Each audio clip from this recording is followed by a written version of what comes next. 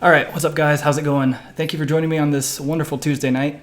I've not really done a nighttime stream before. Usually I kind of do afternoon, so I thought I would give this time slot a bit of a try.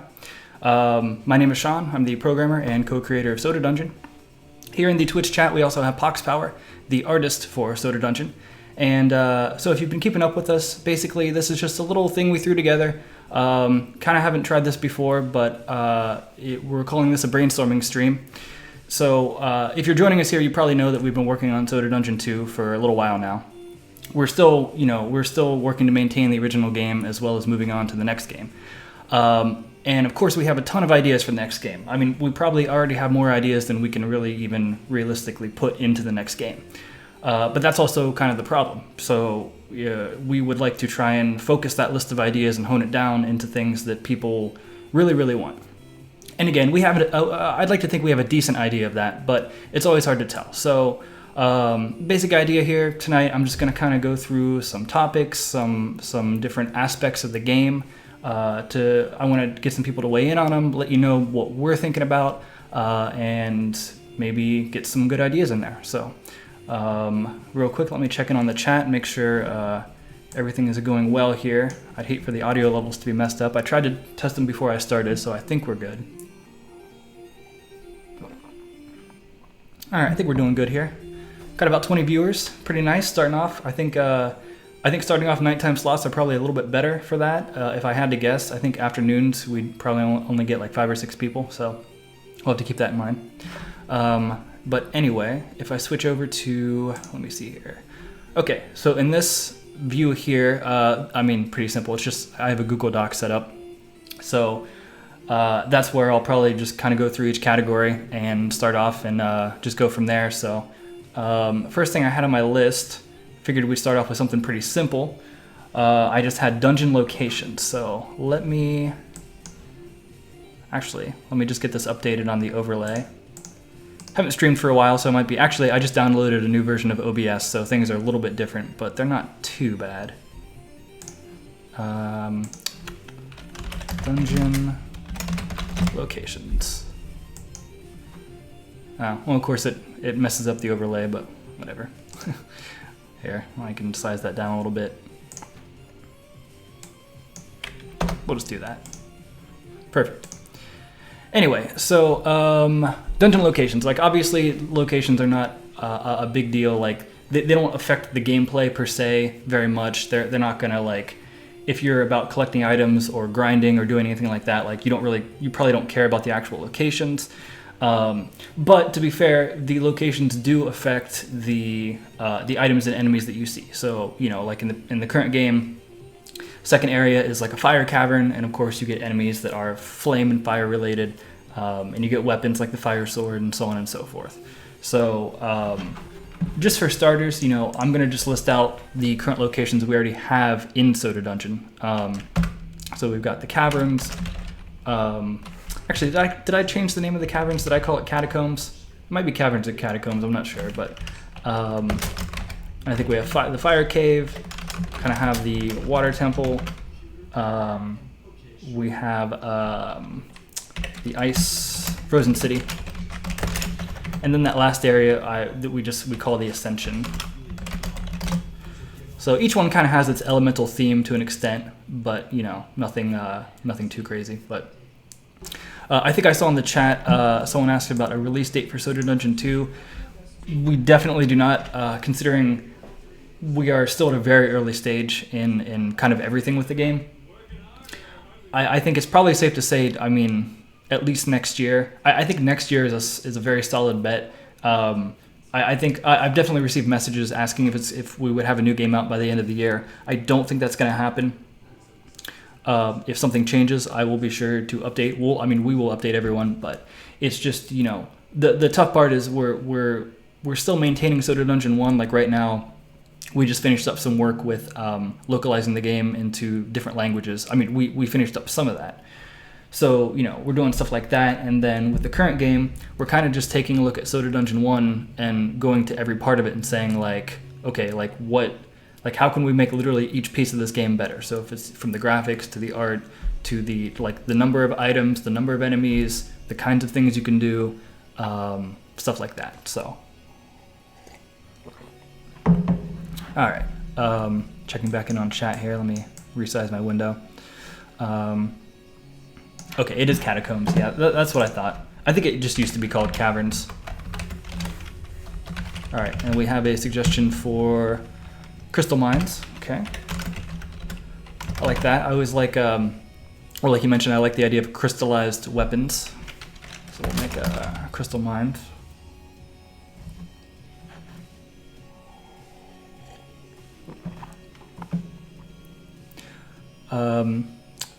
Yeah, I mean, if you like the current art style, you're definitely going to like Soda Dungeon 2, because it's all, I mean, Pox is still with us from the first game, and we've only increased the resolution, not by a ton, but by a little bit. So everything, there's a little bit more detail packed into every background and character. Just right off the bat, even, we already have enemies with 3 and 4 frame animations that are just basic enemies. You know, in the previous game, you would start with the rats and they would just kind of bob their head up and down, but Pox already put together like a 3 frame rat animation that looks really good. So if anything, we might be doing too much at this point, but I would much rather start off this way.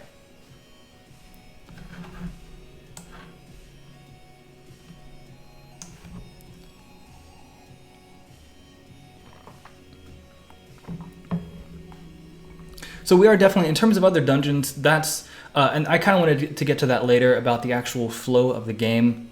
That's something that's still very much up in the air. You know, pretty much what we do with the current game is just, you know, you have your 5 main dungeon locations, level 1 to 100. You defeat the boss, you loop back to level 1, and then you kind of do the whole thing over again, and it keeps getting harder and harder and harder. And we'll probably still stick to that basic concept, but we definitely want to differentiate, at least, like, put some twists and turns into it, something. Oh, real quick, let me make a note of Haunted Forest. I like that too. And you know, we're tossing around a lot of ideas in terms of like, we want to, so in the previous game we had the arena, and the arena never got fleshed out as well as it should have, especially just because of the way the game scaled up.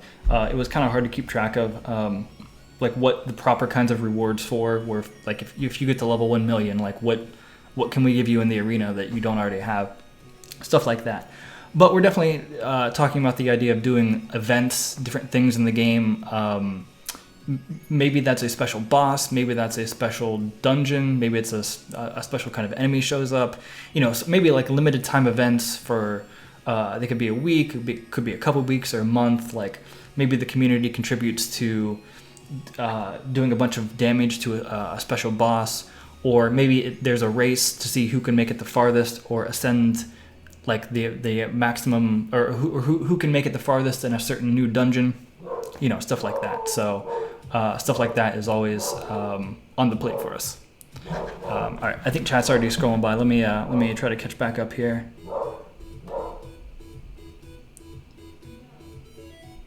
Tron-like tech zone. Okay. Yeah, we never really did anything. I think we had some somewhat like technology related enemies in the previous game. Like we had Binary, who was one of the dungeon bosses, and then we had who else did we have? Oh, we had some like artifact creatures that kind of like were kind of like that. But yeah, we never really delved too much into like technology, stuff like that. So let's see, technology, Tron. I'm just gonna put Tron here because why not? Technology / Tron / tech. And then we also have steampunk and warped, distortion, warped. Okay. Oh, hey, Ferret, what's up? If you guys, I don't know if you guys are familiar with our publisher. You probably see it when you start at the game. It says Armor Games at the beginning. That is our publisher, and Armor Ferret is from Armor Games, so it looks like he'll be hanging out with us for a minute or two, maybe. All right, distortion / warped / the melting paintings. Oh, like the Salvador Dali. That was Dali, right? The clocks and all that. Okay, Dali clocks. That's what I'll call it. Okay, more storyline would be great. getting into Warriors Dimension, not really feeling the urge to play. Yeah, we definitely want to do. I mean, obviously, like Soda Dungeon's tough because a lot of people play and they just want to like get items and get gold and get everything, right? Like that's kind of what you do in Soda Dungeon. So we have to keep the story elements light, but I definitely want to put. I want to put something more in this game and have it, but also keep it like kind of optional. So it's not like every time you get back from the dungeon, you're not going to have to go through like some cutscene and go through a bunch of stuff. But I do think I think the general theme of the game and our sort of like quirky approach lends itself to some cute little story-based elements. All right. Oh, crypt. Let me put that too. Yeah, sorry if I'm not catching up on chat. It's I think I'm just about there. Okay. Okay, so I got crypt / graveyard, clockworks, clock tower. We'll make that I'll just put clock tower. Kind of reminds me of Castlevania. I always liked a lot of the Castlevania areas, so. Although I guess our Ascension area in the last game it wasn't quite clock tower, but it had that sort of dark gothic medieval feel to it, so it might be something similar to that. Candy forest with fizzy pools, of course. Although that is kind of funny because it reminds me of I want to say that Diablo 2 or 3. Well, I think Diablo 2 was first famous for the Cal Zone, but didn't Diablo 3 also put in some crazy like Rainbow Land?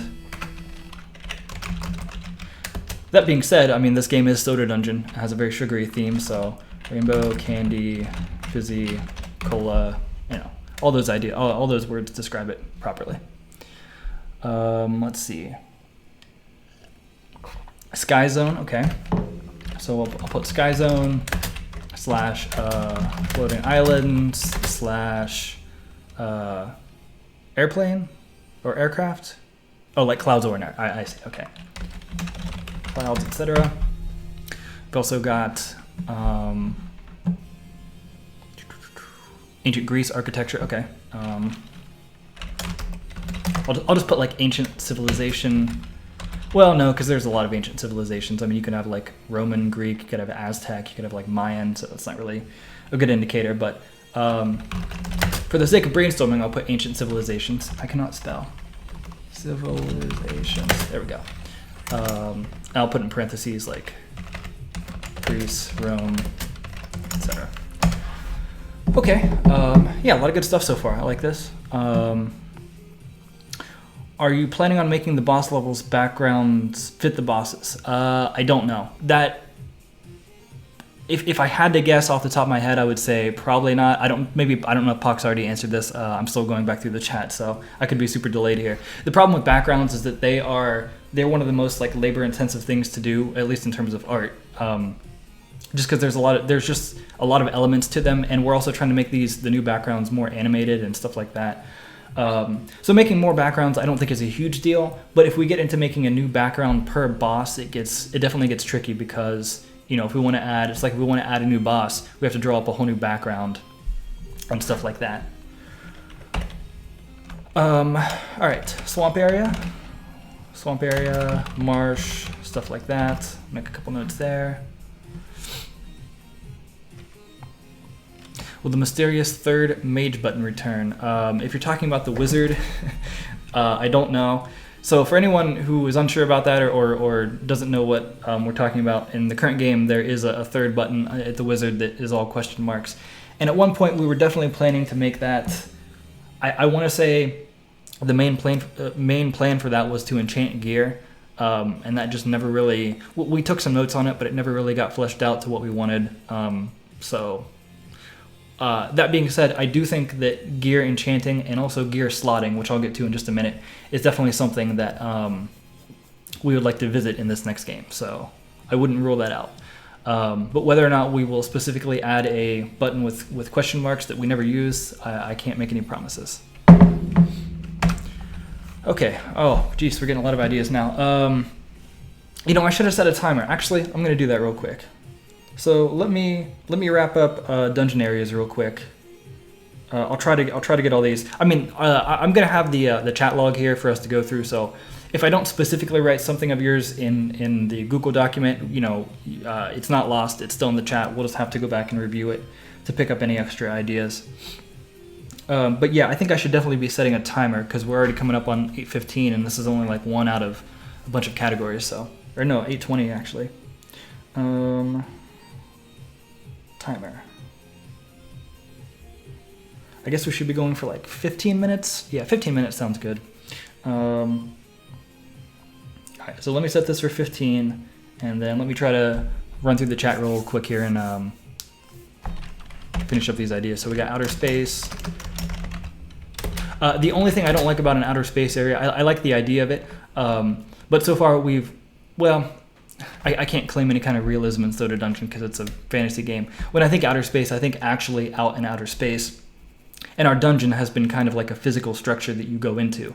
But, I mean, in a game like this, anything goes. You could walk into, for all we know, it transports you to a new location. So it doesn't really matter. But I'll make a note anyway. Outer space. A city map. City. Skylines. Skyscrapers. Okay. Yes, the next game. Billions of Dungeons. Guile from Street Fighter 2. Everyone loves that theme song and background. Okay. So, and Casino. I'll grab that too. Okay, I think I'm going to cap it off there at ideas for dungeon locations.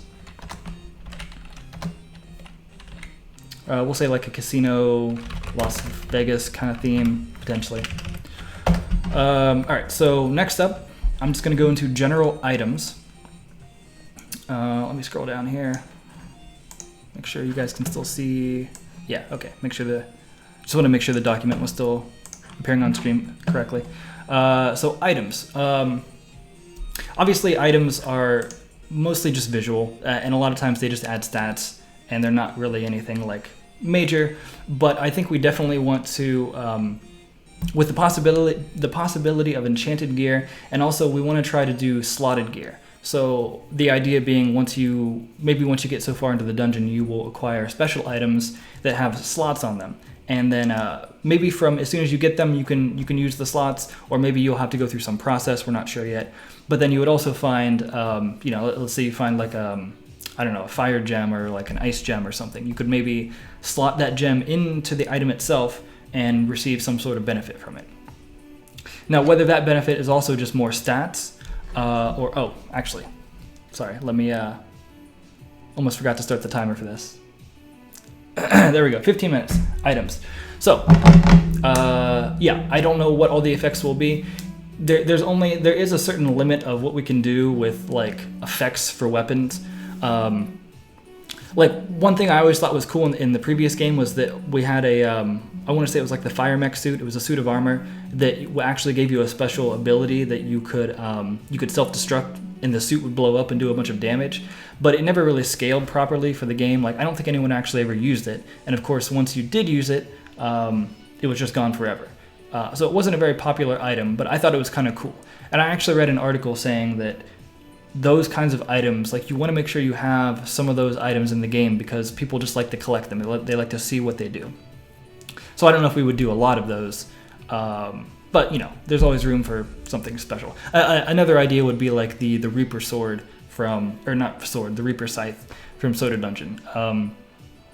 If I remember correctly, it cannot crit, and I don't think it has very low damage, but there's like a 15 to 20% chance that it will instant kill any basic enemy. So stuff like that, if you look at min-maxing the game, people never use that, but I think it's useful at some level. So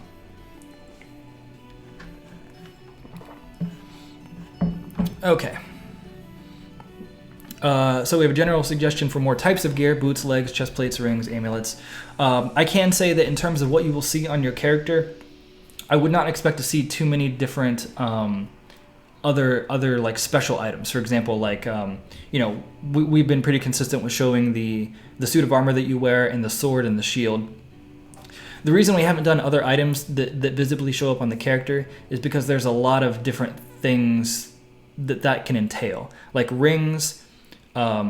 necklaces, amulets, like they all go at very different places on the character, and they all appear at very different sizes. And then stuff like boots. Boots are tricky because we animate the character in a like a 3-frame attack animation. So if we did, like, I don't know if you guys know this or not, but for every suit of armor in the game, Pox has to draw it 3 times, once for each of the animation frames. So similarly, if we did boots, for every set of boots we did, we would have to have three images of the boots stored in the game just to allow you to equip it. But that being said, there's no reason we can't have a larger variety, like for the special item. And we kind of already do that in Soda Dungeon. You can equip, I think there are rings, I think there are, I don't know if we have amulets, but you know, that's why the special item category is kind of a catch-all for all that stuff. So it's like you kind of just, you have to believe that it's actually the ring is on their finger or the necklace is around their neck or whatever. Let's see here. Items that give you special skills. We do have some of those. I don't know what, you know, we haven't really started on the classes or the kinds of skills that the classes will have in this game. So there's a huge kind of open area for what that could be. But okay, so sorry, this chat's tough. It keeps bumping down when I'm trying to go through.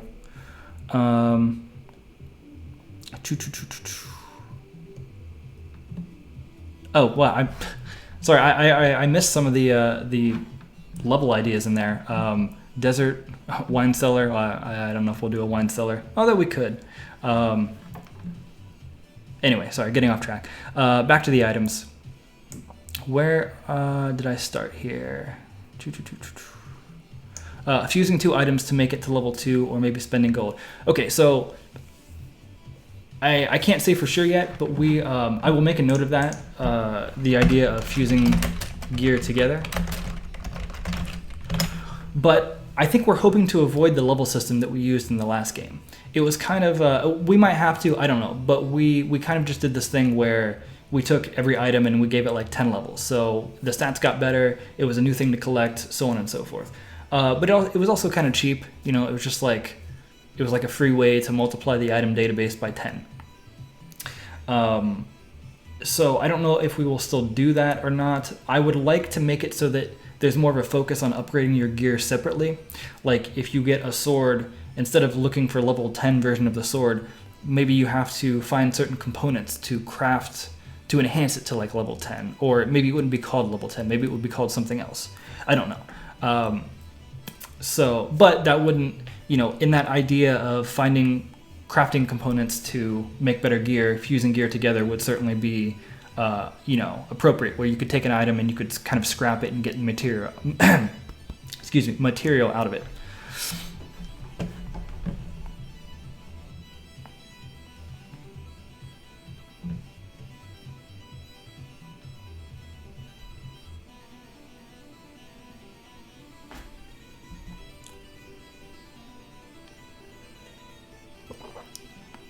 Oh yeah, Tommy Gunn was right. It's the Reaper Scythe, I think, was like 20% chance for 9999 damage. So it wasn't an instant kill, it was just a ton of damage.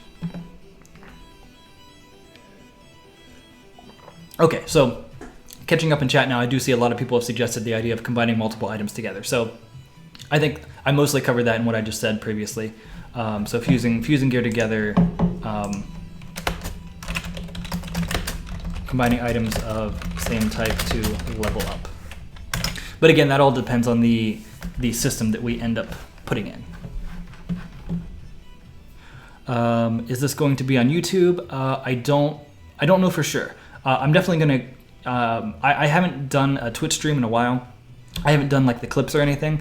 Hopefully, I should just be able to export this as one large clip to Twitch, and then you know, you could view it on Twitch the same way you would view on YouTube. The last time I tried to do a large stream converted to YouTube, it failed on me several times.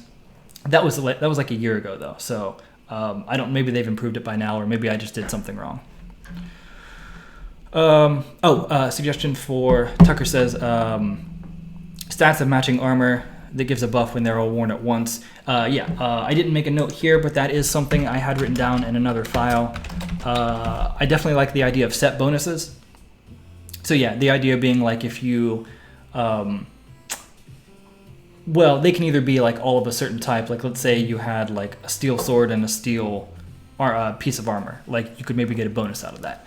You don't usually do set bonuses with basic armor like that, but you know, if you come up with a character name like King, so let's say you just use King Midas, and it's like you get, like we have a Midas plate. So if you got like a Midas plate, a Midas shield, and Midas sword, you know, you get, maybe you could equip all those and get some big bonus from that. I really like the set bonuses they did in Breath of the Wild. I don't know if anyone here played that, but they were very unique, and that's what I liked about them, and that's of course what makes it harder. The more unique things you add to a game like that, the harder it is to... It's not that it's hard to program any particular stat like that, it's just how it all combines together. But yeah, set bonuses are definitely a possibility. Crafting items from rare drops. Yeah, so I don't know what all the drops would be, but again, like the idea that not only will the dungeon drop you items, but it will drop you things like, you know, crafting material and components, special things that you can use to infuse into like, or maybe a lot of basic material like certain gems or stones or like, I don't know. I almost said cloth. I don't know if cloth would be a crafting component. It could be anything. It could be anything an enemy that would feasibly drop. So stuff like that. The Sword of Sleepy Bunny. We do have, I'm pretty sure in the first game we had a sword that inflicted sleep. I want to say it had I think it was the Dronin that was a 50% chance for sleep or burn, was it? So that's another thing too.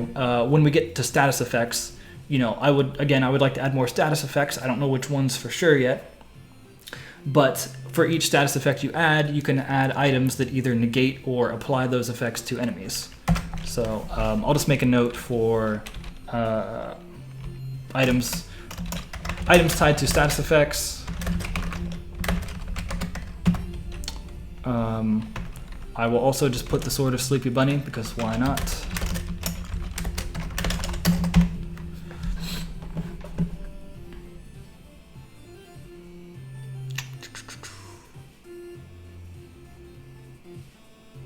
Items you can buy from a hunting guild. So that's, you know, another thing is the idea is that I would like to do some sort of guild type of building where we can sort of take that element of the first game where you maybe went to the arena and kind of flesh it out into a much better and larger experience. So maybe a guild where you can get daily missions to, I don't know, collect a certain thing or kill a certain number of enemies.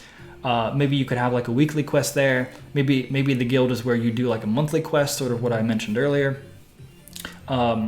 But I definitely liked, and there's a lot of different ways to do a guild. The first thing I think of when I think of guild is actually, oh, I spelled that wrong. Oops. I meant to put combining. Anyway, when I think of a guild, I tend to think of Stardew Valley, which did have I'm pretty sure they had a point system where, you know, it was just a flat out like reward tiers, like kill 1,000 slimes and you get some reward. So I will make a note of that too.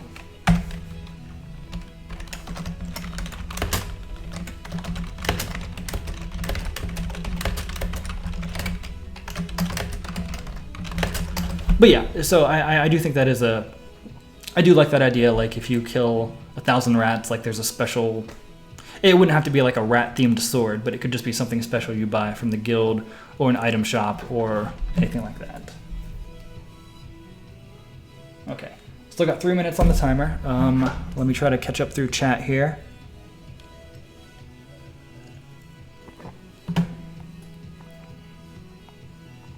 Pox mentioning the item drops being much rarer.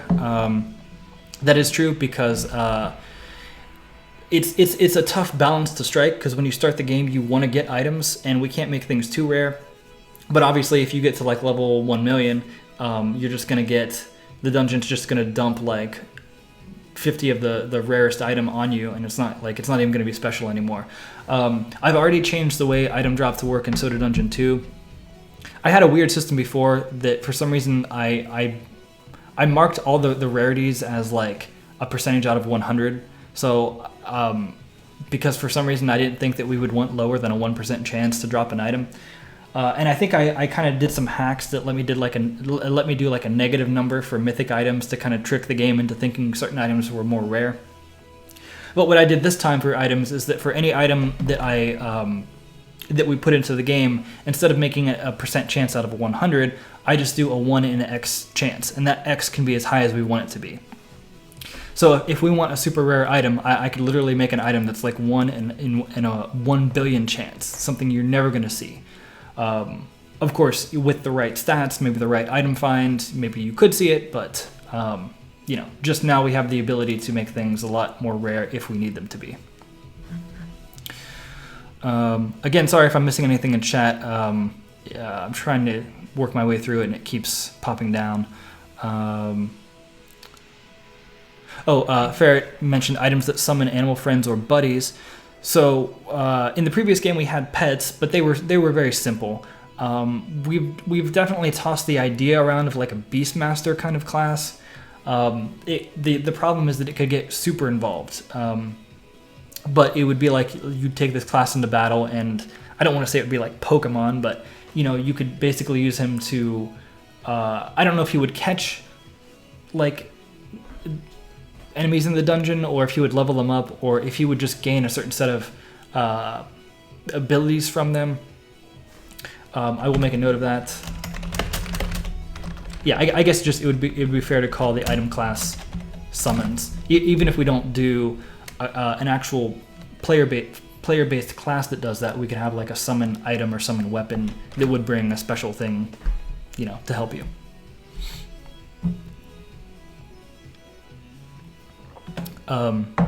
Amonimus suggests a gear display mannequin room in the tavern. That is also something that I don't have on here, but I did make a note elsewhere.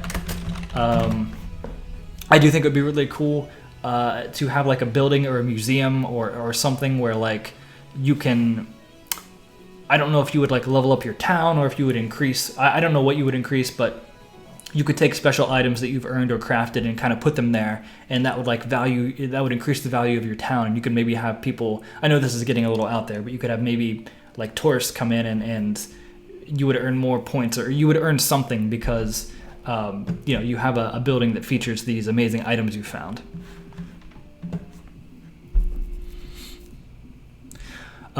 Plans for more challenging in the higher levels. I can say that we want to revisit the entire formula for the game. I can't, off the top of my head right now, I can't say at what point in the game we're looking to target.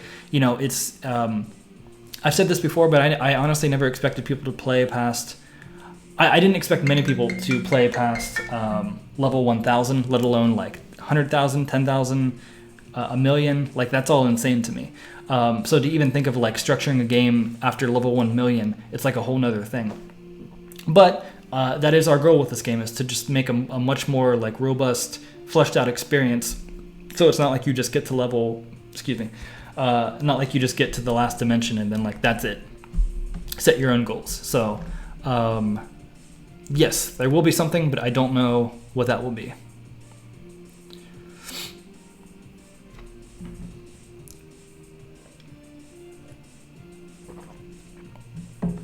Okay, so items that only show up when your team meets certain requirements, like a piece of armor that you can only find if you have 2 ruffians on your team. Okay, I like really weird hidden stuff like that. I don't like to make it so like esoteric and strange that you would just never, like you would never find it normally. Like I don't like punishing the player for not knowing how to do something like totally random. And on the contrary, like let's say you did have 2 ruffians. And you got that weapon, you might not understand why you got it. Like, it's not like the game is going to pop up a message that said, hey, you got the ruffian sword because you had 2 ruffians on your team. But that being said, I do like, I'll just make a note of like hidden gear that spawns when certain conditions are met by team. I think that's pretty open-ended. That covers it pretty well. Okay, so my timer already went off for this category. Next, I'm going to jump down to enemy types. Again, if there's something I missed in the chat, I do apologize, but we will have all of this to review later. Let me take a quick look here.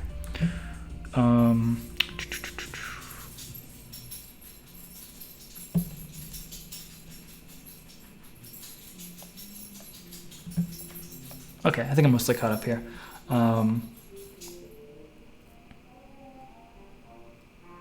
Oh, gold. We also should not have an issue with the gold cap. I've already set up the game to work with what's called a big integer, which it's C# specific, but the idea is it's basically a scalable integer that has no upper limit. So that really shouldn't be an issue this time around. We'll probably still have an alternate currency, one or two, to sort of make the game make more sense. Like, you always need a couple currencies to make the purchasing system dynamic, but okay. Oh yeah, sorry. I haven't been updating the thing at the bottom. It still says dungeon locations. Let me just skip on ahead and change that to enemy types, which is coming next.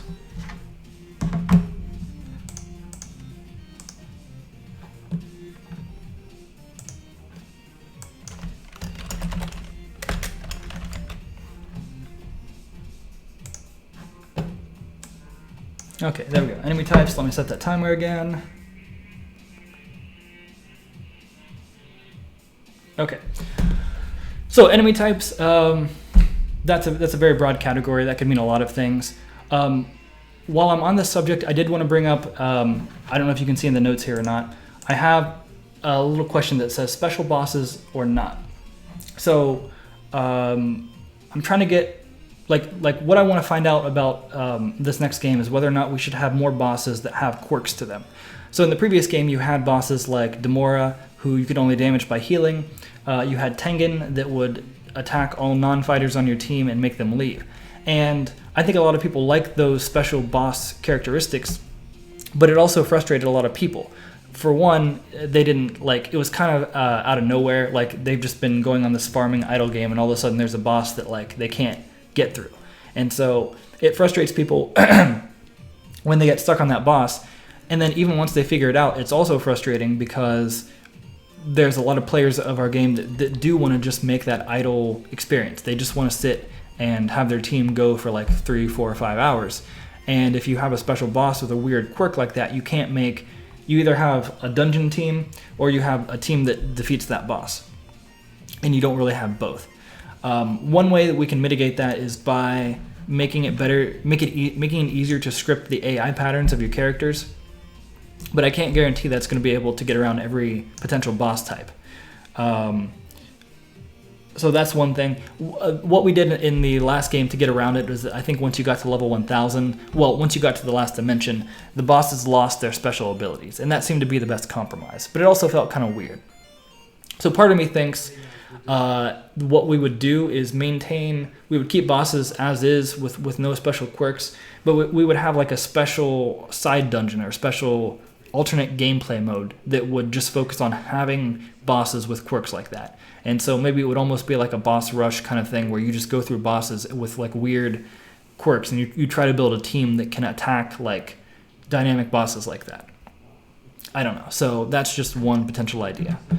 All right, anyway, back to enemy types. I'm just going to straight up copy what Amonymous, I think I've asked you how to pronounce your name before, and I'm never sure, so I'm just going to go with Amonymous.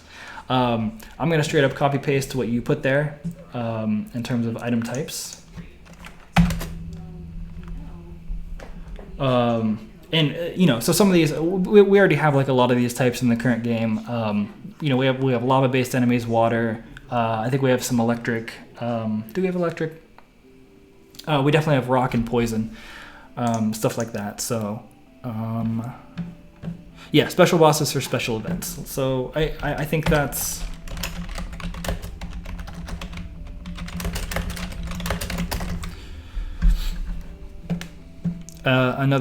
So Manuel says, I don't like the gimmicky bosses. So yeah, the consensus seems to be that gimmicky bosses are like kind of neat, but they're not really worth overall putting them into the game.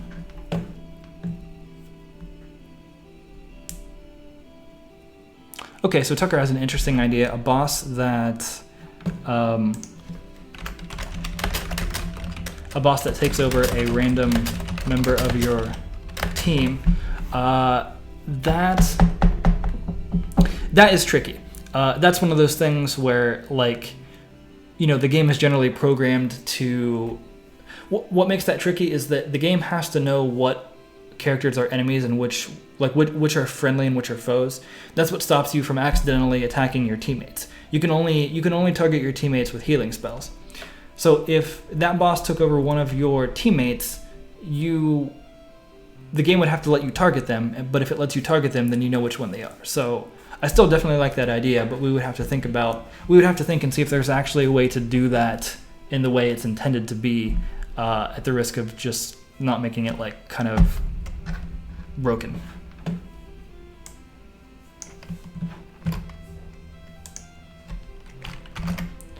All right, I'm also gonna make another copy paste here. All right, separate manual, boss dungeon sounds good. Centaur, yeah, I guess, we never really had I don't think we had a centaur type of boss or enemy.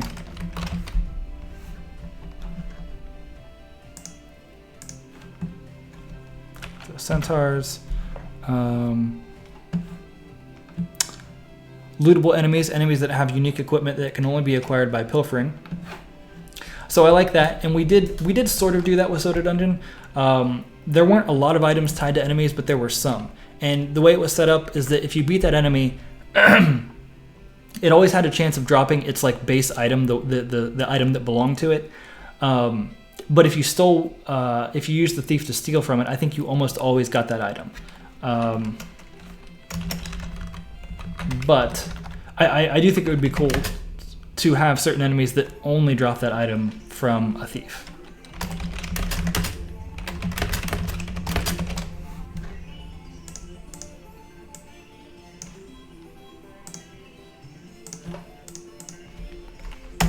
Okay, so lootable enemies. Chewing gum, mouthwash, toothbrush boss. That's a little out there, but I mean, why not? Why not, right? Anything goes in brainstorming.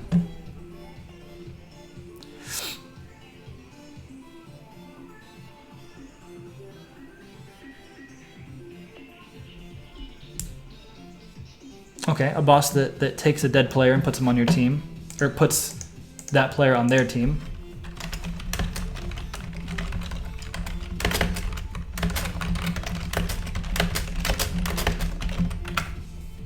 Okay.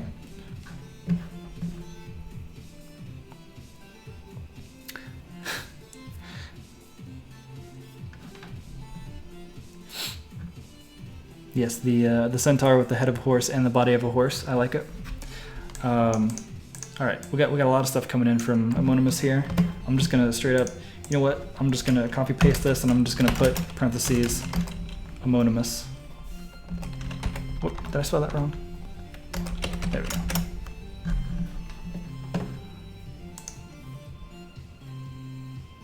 Can you make an infinitely scaling daily challenge? I don't see why not.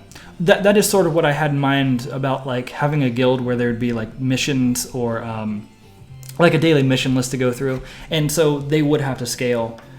If you're at level 1 million, then like beating 100 enemies for the daily challenge is going to take you like a few seconds. I mean, more than a few seconds, but so in that sense they would be infinitely scaling, but I don't know if that's exactly what you had in mind.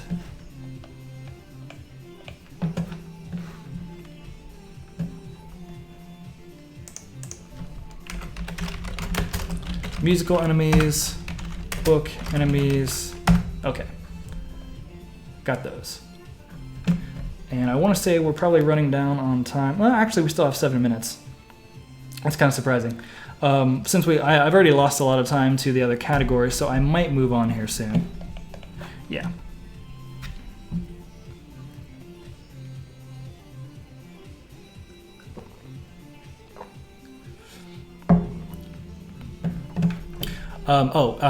To address the enemy weakness idea, like ice enemies vulnerable to burn and such. I've never been a huge fan of elemental effects in games. I think they're great for certain games.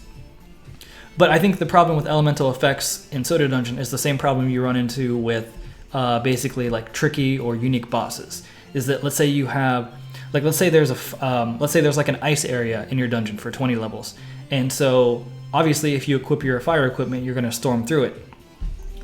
But in Soda Dungeon, more often you're building a team to run through the dungeon for 1,000 levels or at least a few hundred.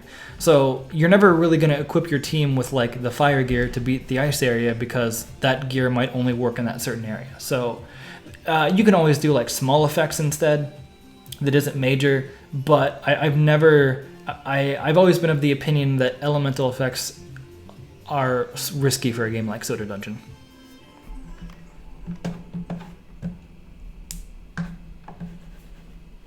A boss that mimics the party abilities. I want to say, I think I actually wrote that down somewhere else, but I don't know where it was. So let me make a note of that real quick. That's still sort of similar to the idea of a boss that sort of possesses one of your teammates, but definitely a twist on that.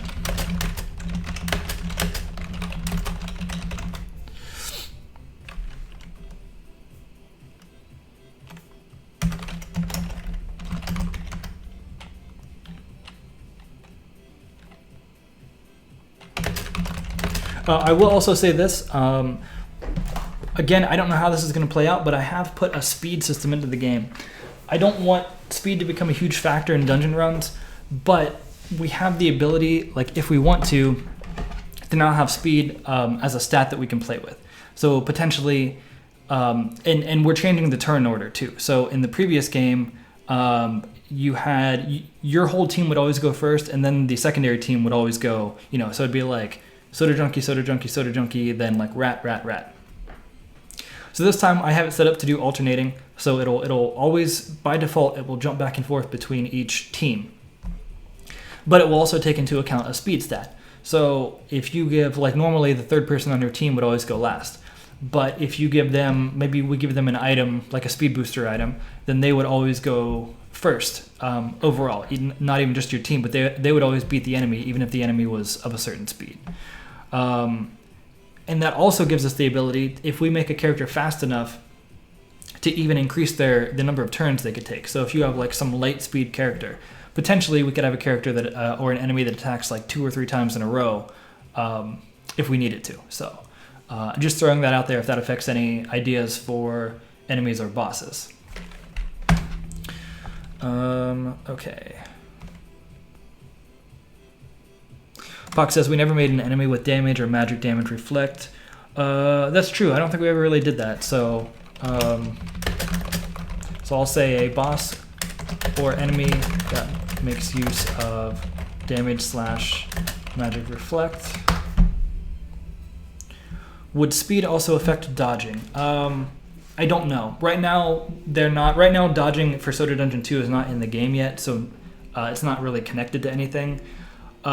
It probably would. I mean, obviously, yeah, I don't know, because I think we did have an evasion stat in the previous game, so that it would help you. You had your ninja suit that would help you evade attacks. So I don't know if we want to keep that as a separate type of stat, or if we want to merge the two together. But it's definitely something to think about.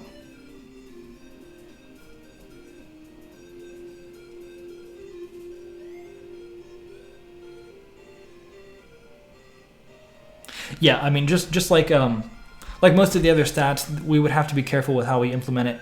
And we'd have to make sure there's a hard cap. I think briefly in the last game when it was in testing, we did run into an issue where it was possible to get your evasion to 100%, so you could never get hit. So with this game, if we tie it to speed, we have to just keep that in mind, that if for some characters, let's say you have some special ability or character that lets you attack 2 or 3 times in a row, that kind of speed would also mean that they would never get hit, potentially. So you just have to keep an eye on that.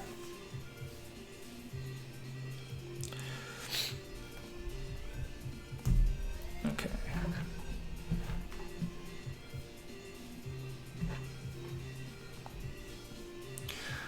Can you make a much more expensive game speed boost with a higher multiplayer? Possibly. I can definitely say that the magic clock is one of the most popular items in the game, for good reason, because when it comes down to it, people want to grind for loot and items, and the faster you can do that, the better it is. I don't know. In the last game, we kind of ran into a cap on how fast we could make the animations go. I think I could definitely make it faster if I really wanted to, but I was kind of I wasn't. I was trying not to break things too. In this game, we have the possibility to make things go a lot faster. I don't know how fast yet. So that's definitely on the table, but to what extent, I'm not sure.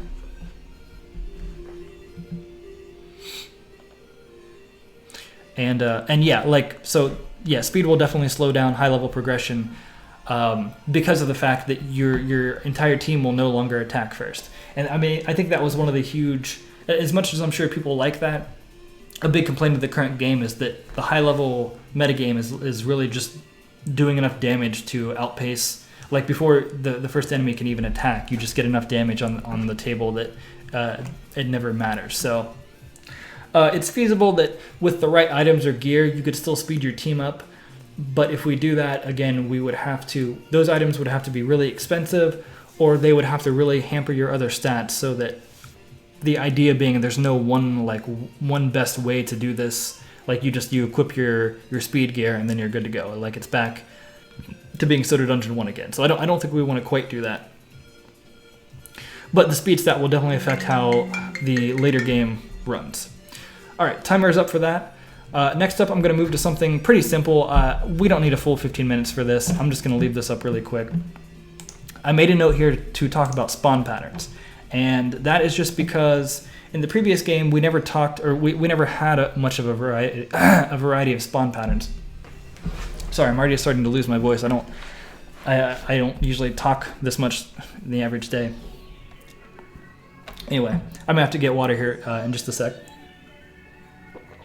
So the reason I brought up spawn patterns is because, and I want to say maybe last month, Pox and I were just talking, and he sent me a picture, like a mock-up screenshot of your party with like 20 bats in the middle. And he was like, can we do this?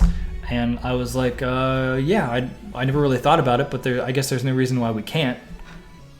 So, and that would, that obviously represents a spawn pattern much different from what you see in Soda Dungeon.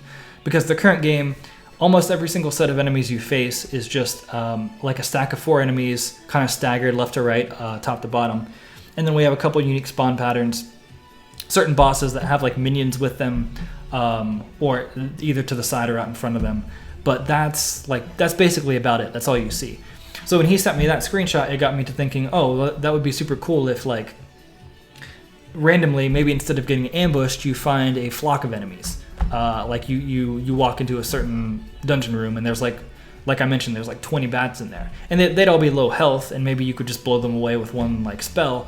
But it would be like a different kind of at least it would change up what you see in the game for every single level that you're going through.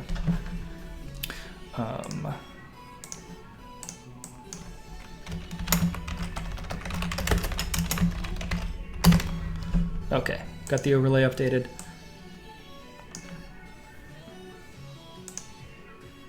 So actually, let me, I'm gonna go refill my water real quick. So we're coming up on 9 p.m. My goal was to stream till about 10, so like do a 2-hour stream. And hopefully I'll be able to get through all the categories by then. I don't think it'll be a big deal. So yeah, give me just a minute and I'll be right back, guys.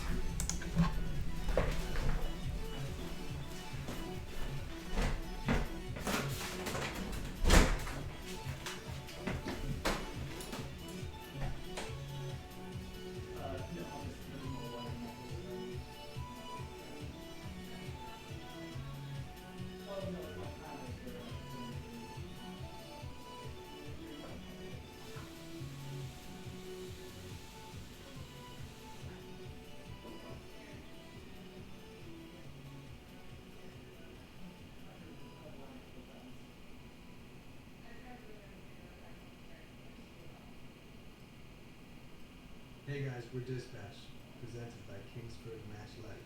Where we recorded in their location as well, it was really significant. It's a house turned studio. The weather was incredible, just being outside and so much better.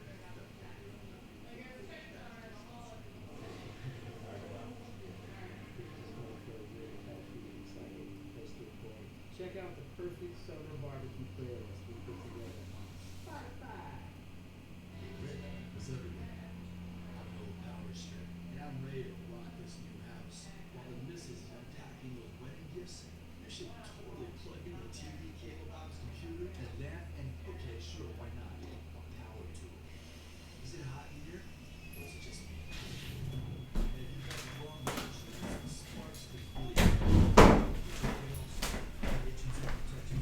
All right, took a quick little bathroom break, got some water.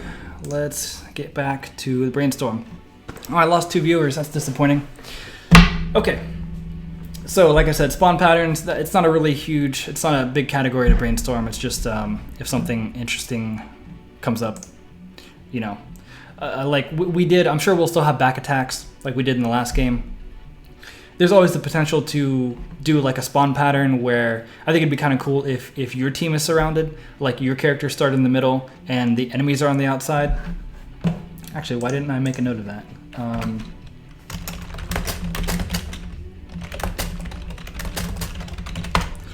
That way they could potentially like back attack you, or that would just sort of change up how the battle plays out.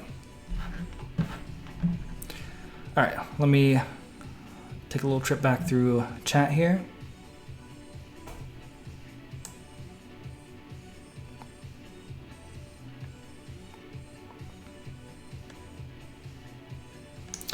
Okay, random enemy reinforcements. I guess that's like sort of what we do with Demora when she raises up the.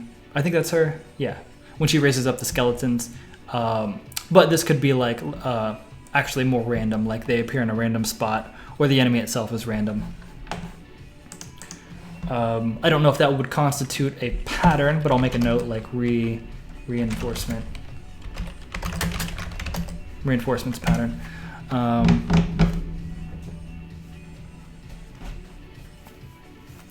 Mobs that can use attacks that act in the same way as the moves Fly, Dig, and Bounce from Pokemon.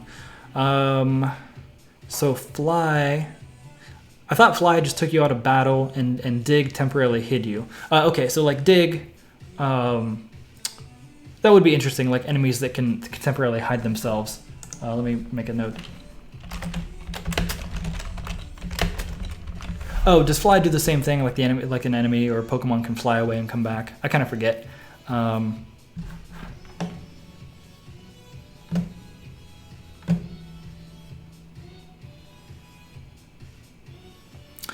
Okay, interesting thought. If monsters can have many spawn patterns, could you have the option to choose your team pattern?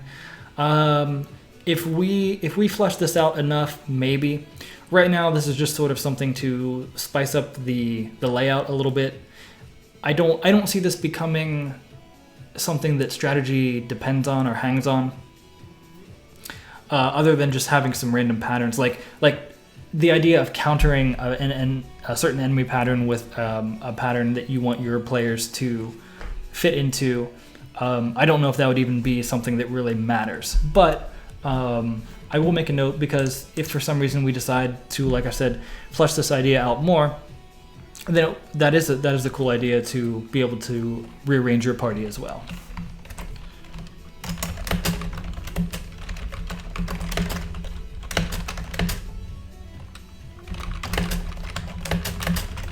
Of course, I mean, you always run into a similar issue of like what we've talked about, where if you have a team that's going through the dungeon through like 1,000 levels, like would you ever be able to pick one spawn pattern that really fits all of that well, or would you just stick with the default? You know, I don't know. But interesting idea nonetheless.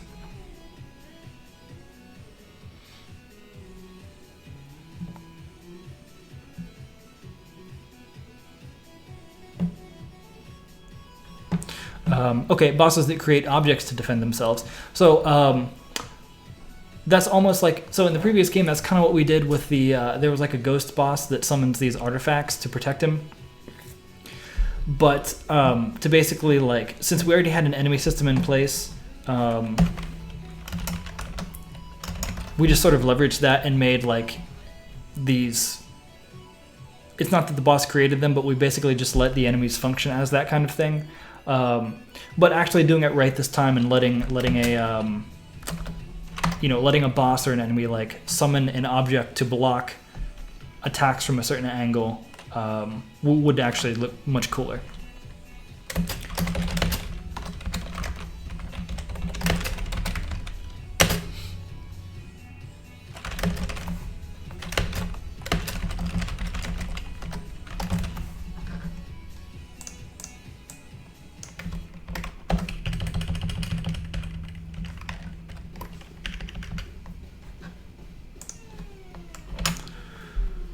Okay. Oh yeah, fly is the 2-round move. Okay. Yeah, I was thinking you could use it to escape battle, but it is just like a temporary. They leave and come back.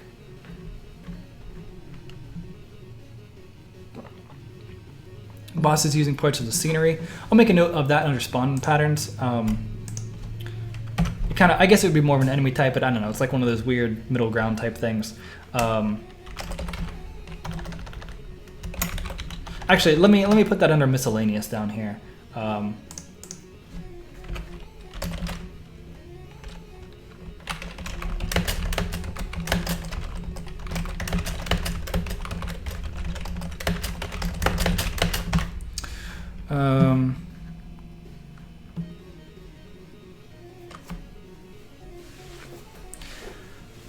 Okay, hero characters that have equipment that persists and act outside of your main party, or maybe they're just temporary, unique party members that have a time limit to add some variety in choosing the same party and over. Okay, so like have equipment that persists. So are you saying like your character dies, but they leave behind like a totem or an artifact that still helps your team out? If so, that's kind of a neat idea. I'll make a note of that under class for right now.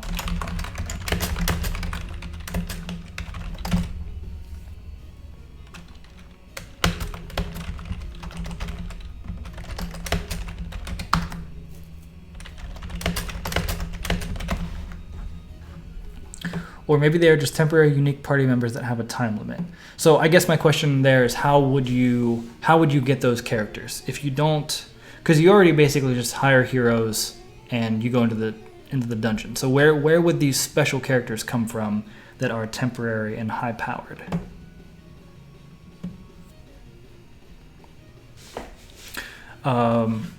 Okay, for spawn patterns, potential AoE attacks that affect certain patterns like piercing, depending on how the enemies are lined up. That's we'll definitely make a note of that. That's one of those things I'm kind of scared to get too far into. It's like I don't want to remove elements of strategy from the game, but it's like you constantly have to balance the idea of a player that will sit down and play the game actively and a player that will just passively play the game. And of course, you can just make it so that the player actively playing gets like that implicit bonus of being able to identify a certain pattern and say, oh, okay, here's like I see the enemies are aligned in a certain pattern. Let me use the piercing attack. So yeah, that may certainly be an option, because I think in the previous game, the only variations we had attacks that hit one character, we had attacks that hit all characters. Alexandria had a special attack it was double strike that would attack one character then a second right after. And then I want to say we had some like splash damage attacks where when you hit an enemy, I think like the knight when he drops his sword, you could hit an enemy and then like the two characters next to it would take the two enemies next to it would take splash damage. Possibly allow characters to use abilities that have a greater effect. Have a greater effect on certain patterns. Okay.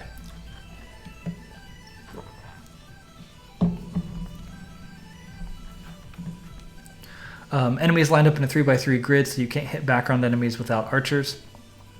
Or even just, I guess with the grid, you would always have a character in front of another character, so you could always just like, that could be like a special pattern for a boss or an enemy where they're always protected and you literally can't target them until you wipe out some area of their defense. I'll say that's like a 3x3 protection pattern. Although I guess I'm not sure what you mean by background enemies. Since your team is always on each side, if you just mean like enemies that are behind other enemies, maybe.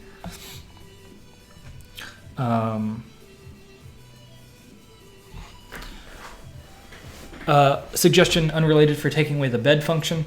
So the thing about that is that even if we do that, people will always find a way to optimize their team, especially again in a game where a run could potentially go for like 2 or 3 hours. You know, instead of forcing people to use certain minions, what's going to happen is that people will load up the dungeon, or sorry, they will load up the tavern. They will see that the tavern doesn't contain the classes they want to have, and they'll probably just force quit the app before the game has a chance to save. Of course, the way around that is to just force the game to save as soon as a pattern is loaded in the tavern. But I'm afraid something like that would sort of piss off more people than it would. The upside and downside is that it would piss off people and more than it would provide a good gameplay experience. But that's just sort of my take thinking of it.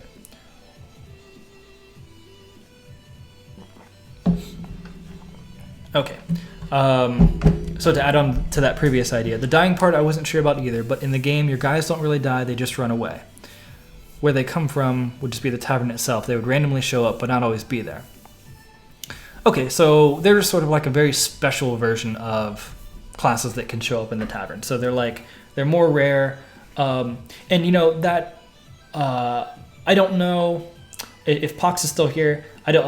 I'll see what you think. I can show what we have of Soda Dungeon 2 so far. I'm always very reluctant to show anything because I don't want to get people like too excited because the game's still pretty far off.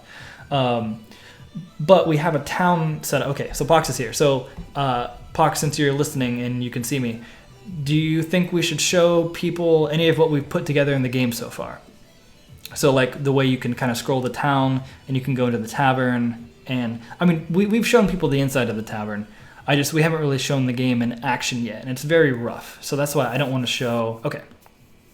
Yeah, so it makes more sense if I can show you guys what I'm talking about here. But let me make sure that Unity will work correctly with my stream.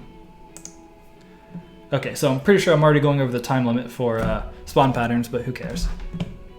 We'll get it figured out. Okay, I don't know if this is going to work 100%, but okay. So, okay, real quick disclaimer. Literally everything you see here is subject to change. Some art will look much better than other art. Some is complete placeholder. Some has been copy pasted from the original game. There's a huge mix of stuff here, so don't look at any of this as like a final product. This is barely in a prototype phase. So with that being said, okay, you can start off and it's very similar to, the last game. But the big thing, yes, if anything sucks, it's my fault. But what I was wanting to show you guys is how we're setting up the new overworld map. So before, it was always just your tavern over on this side, and then you had your dungeon, and you had you had the portal in the middle, and you had other stuff. So right now it doesn't look too much different, but you can see right now that I can click and drag this over to each side, and it kind of scrolls. So what's going to happen is that as the game progresses, you will build, instead of just building up a tavern, you will build more buildings, and they will show up next to it. I'm trying to point at the screen, but I just need to use my mouse cursor because you can't see me. It's stupid. Anyway, the reason I wanted to bring this up is because if we do brainstorming for classes or buildings, it helps for you guys to see how we have this set up. But also, that made me think in the chat when you mentioned the special adventurers. Like, I think it would be pretty cool if every now and then you would sort of look out in the town and you could see someone walking along the path here. Now, it's kind of cut off because I have the stream overlay set up because I wasn't expecting to put this up. Actually, can I scale this without breaking it? Close enough. Okay, you can see it a little better there. But yeah, the idea is that like every now and then maybe a special character would actually be walking out here down the path, and you could only get them if you notice them and click on them and like have some have some kind of special interaction. Sorry, I still need more water.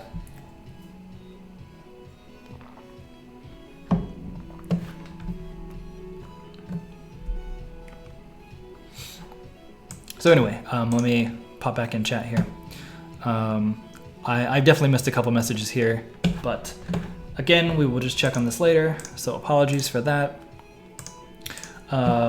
Okay, before I get too distracted, let me see what my next brainstorming topic was, just to keep this moving along at a somewhat acceptable pace.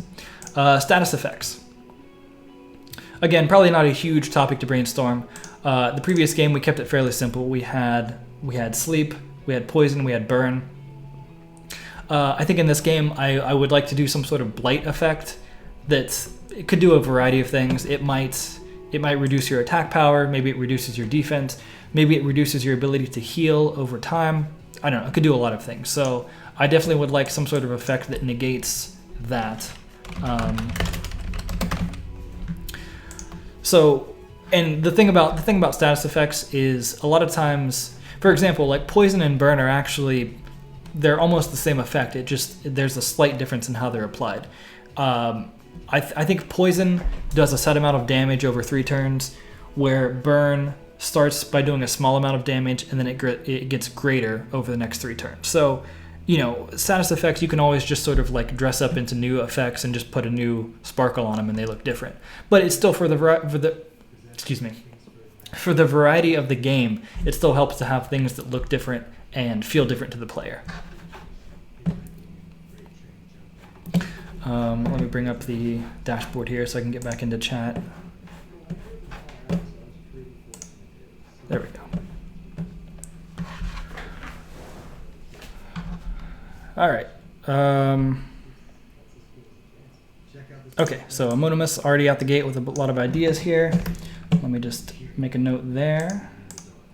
So he suggested shock, freeze, weak, bleed, blind, unlucky, taunt, and explosive armor. So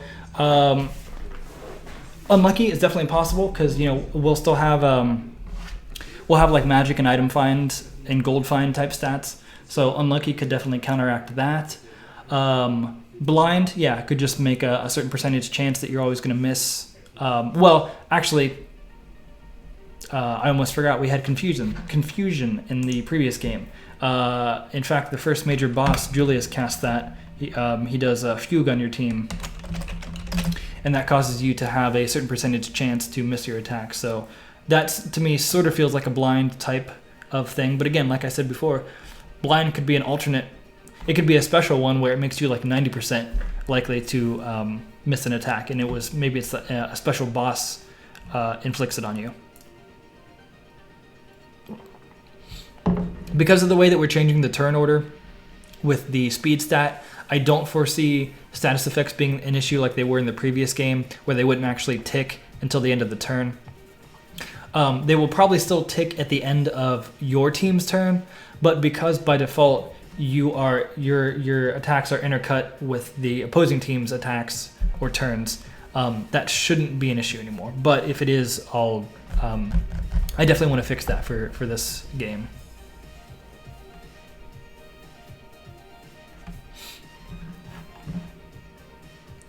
Okay, a potential for a status effect that only stays in the room. So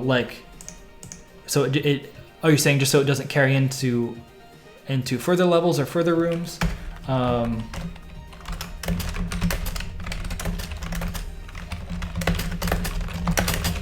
Because that's always potentially an idea. It could be a status effect. That could work one of 2 ways. You know, depending on when the effect is put onto you, it could be really devastating, because if you go into a boss battle and they could hit you with like a permanent boost, or not a boost, a permanent, like a permanent hit to your stats, that could last the whole battle, and that would really suck. That's almost sort of like how the Rage Zerker works with him increasing attack power. But on the other hand, if you have an enemy do a status effect like this, you might get lucky and they hit you with it on their last turn, then they die, then it drops off because you ended the battle anyway.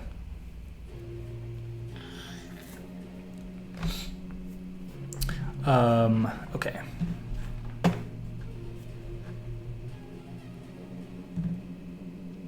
The drunk effect, okay. I kind of like that. Well, we've always kept it clean with our soda theme, but, you know, there's always a potential for that. Oh, I see. A room that's on fire. So sort of like how we have a poison trap, right? But like the entire room is does that. Okay, that's interesting. I'll definitely make a note of that.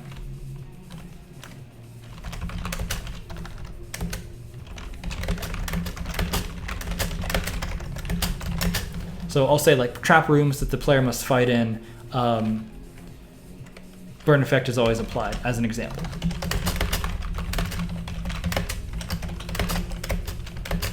So yeah, that makes a lot more sense than what I was saying before, but I think both ideas are good in their own way. Sickness, a decreased defense or healing. Both of those would potentially fall into the blight category, but obviously like blight wouldn't just be a catch-all for everything, so those could still stand on their own as separate effects. Sugar rush, increased speed. Okay, I mean that's pretty. That's one of those things where I think of it, or I see that, and I'm like, why wouldn't we think of that? Why wouldn't we have a sugar rush? I mean, it's Soda Dungeon. But to be fair, speed wasn't in the previous game. Speed's still a new stat, so you know.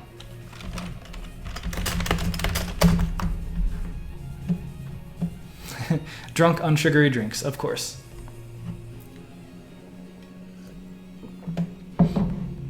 Okay. Oh yeah. I almost forgot.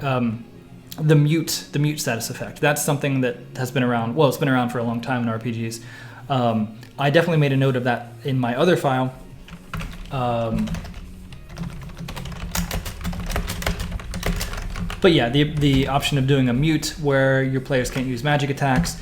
Then there's the converse of that, which is that they can only use magical attacks.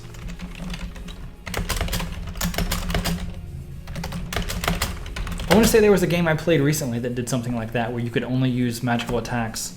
Actually, I might be thinking of Mario RPG. You fought a boss that it's not that they would mute your magical attacks, but they would cut off a button on your controller. So if they cut off your normal attack button, you could only use magic or items. But yeah, so mute's definitely a good potential status effect. As is the opposite of sugar rush, so sluggish would be reduced speed, or actually crash. So you have a sugar high, but then you crash. So maybe it's so sluggish slash crash. No, whatever you want to call it. Okay, micro and macro. I like it.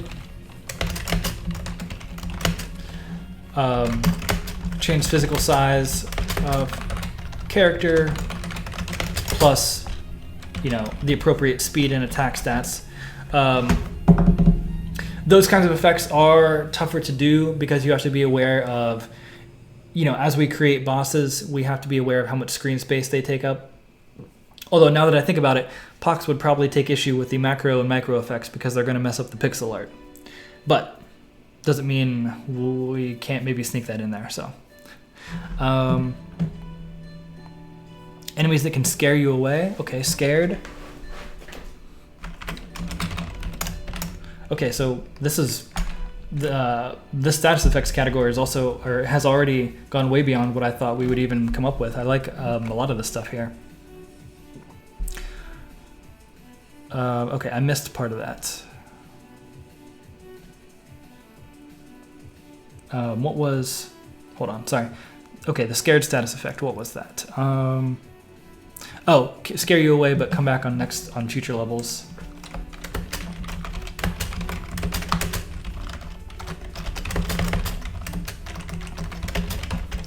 Something like that can be tricky because if your last player gets scared, like maybe a player gets scared, then your team is defeated, and technically they're not dead, but then they like come back. So it's like, is the team dead or do they come back? You know, either way, nice idea.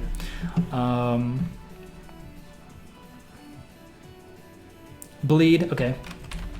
Bleed is another one of those status effects that's like you kind of just reskin poison and burn into a different like physical form, and then you just change the stats.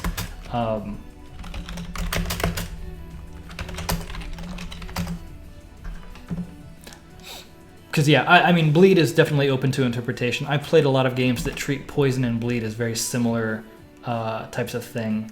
I guess bleed could actually be... Bleed might not be that you take poison damage, but maybe when you take an attack, it just does more damage, like your defense is weakened.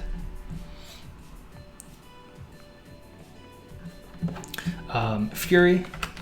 So technically, in the current game, the Rage Zerker does use a Fury type of status effect. It's just that it's not really named that, and it doesn't really have much of a physical display on the screen. But I'll just, for the sake of notes, I'll say that it's similar to Rage Zerker in Soda Dungeon 1. Okay. Alright, trying to catch up here. Dark rooms where enemies are invisible. That could be up like the trap room. Let me... Yeah, you know, I didn't even really make a category for this of like what different trap rooms could be.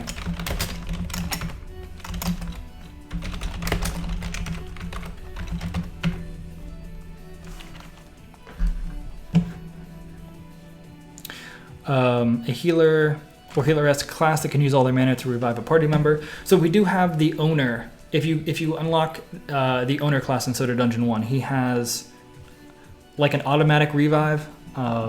So that's a potential. I guess it's almost like there's also certain abilities that are like we have passive effects. Like the knight has the heroic. I think it's called heroic.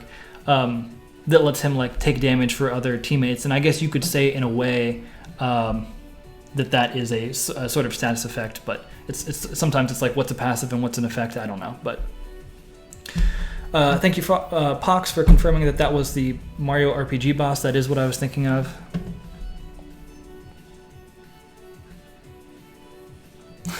Making it the tiniest, just a pixel or two, potentially.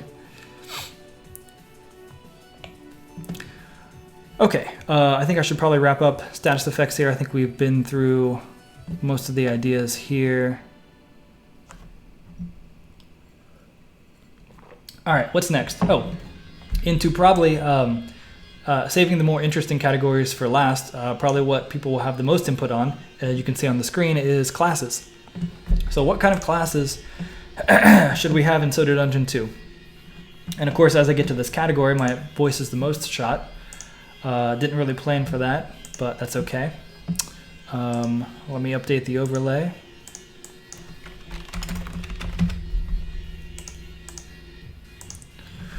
If anyone's been following us so far, you may have heard, I mean, you can see it right on the screen. You may have heard us mention or heard me mention the Carpenter class. And that's, so right now the idea is that the first class you encounter and hire for the game is a Carpenter.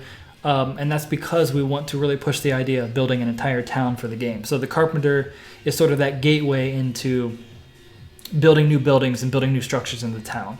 And but the Carpenter class functions as more of like a, I wouldn't say as like a tutorial character, but like they kind of get you into like the idea of building that town. I think right now we're conceptualizing them more as in that regard and less of what they do in the dungeon. Like if they attack during combat, I don't know if maybe they have like a hammer ability or, you know, there's a lot of things you can do with the Carpenter. But so far the Carpenter has been our idea for building up the town. And then along those same not along those same lines, but the other class that we have sort of roughed in so far is the Nurse. I can actually show you if I pop back to Unity here, assuming the game didn't freeze. If we pop into the tavern. So I have the three classes set up here. So you can see we've got your normal soda junkie. In the middle we got the Nurse, and over here on the right we have the Carpenter.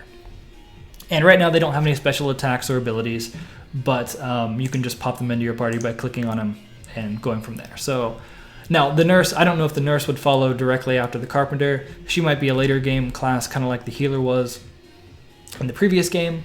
But we just, you know, every game needs a healer, so we already have her set up for that. I already made a note here of the character from before that perhaps leaves a persistent object behind when they die. Okay, chat is already behind on that.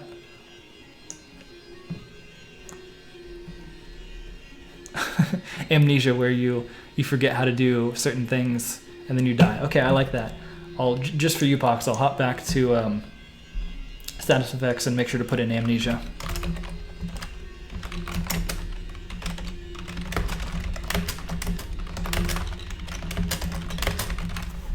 Slowly forgetting each ability until dead might be harsh, but I mean, such is the cost of amnesia.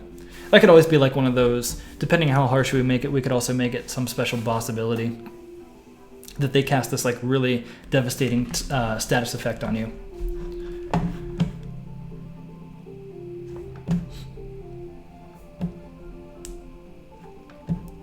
Okay. All right, trying to get back to chat here for the classes. Okay, we've got Bard, Invoker, Archer. Bad. Bard. Oh my god, I cannot spell. Bard, Invoker, Archer. Summoner, Mad Hatter, Brewer. So Summoner would sounds like it might be similar to that Beastmaster. I'll put / Beastmaster. Beastmaster idea that we had where you could like either summon special creatures or maybe even like capture enemies in the dungeon to use on your team. Summoner, Beastmaster, Brewer. All right, Mad Hatter. You're gonna have to give me a little more information. I'm not exactly sure what a Mad Hatter would be, but I like the idea. Customization for classes, branching skills. That's possible. I can say that I would like to do something similar to like a character mastery. If you play other games, it's something I've seen pop up a lot where just as you use the character, you accumulate character-specific experience points. And then like at each, like let's say you level up the character from 1 to 10. Maybe you get a small stat boost. Maybe you get a character specific item. Maybe you get like some bonus in the game. But that is true that in that idea of a mastery, you could also have like a skill tree. I don't know if that's what we want to go into with for this next game. That might be a little complex based on what we are what we are working with so far, but I will definitely make a note of that.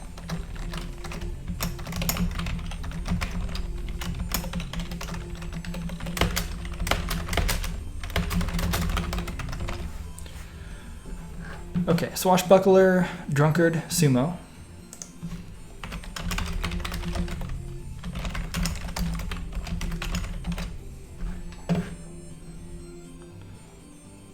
Tank, only dual wield shields. I like that, and I especially like that because that's actually just something I recently programmed into the game. I have not really tested it, but theoretically you should be able in this new game to dual wield either with swords or shields. Not just that, but we have much more strict control over what kinds of items you can equip on each character. So in the current game, every character functions almost exactly the same, except that some can equip 2 items, or the shifter can equip shifter stones. But I like the idea of, as mentioned, a certain class that can only equip like 2 shields, a class that can only equip 2 weapons, or a class that can't equip any of those, and maybe they can only equip like 4 items.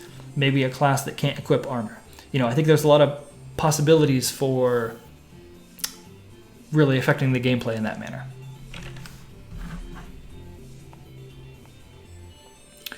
All right, Samurai, Punk, Ninja, Druid, Undead.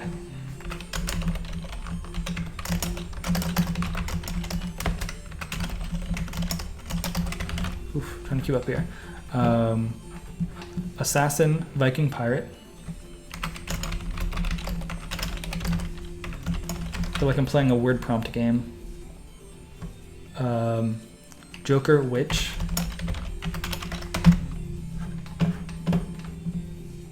Chef. I actually had thought of doing a chef class because I would like to have some sort of restaurant type of building in the game.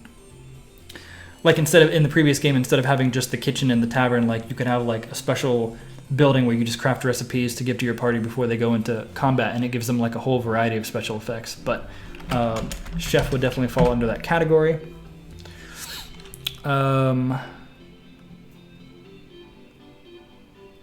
Bishop, Sheriff, Rockstar.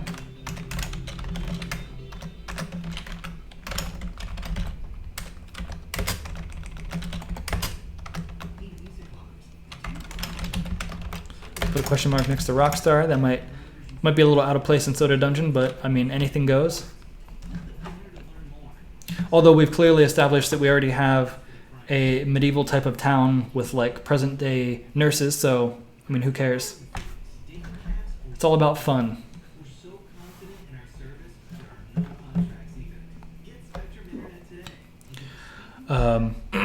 Pox mentioning the brewer. Oh, okay, so the brewer. I was thinking like, well, I guess we would have a soda brewery, and you could use that to make your potions.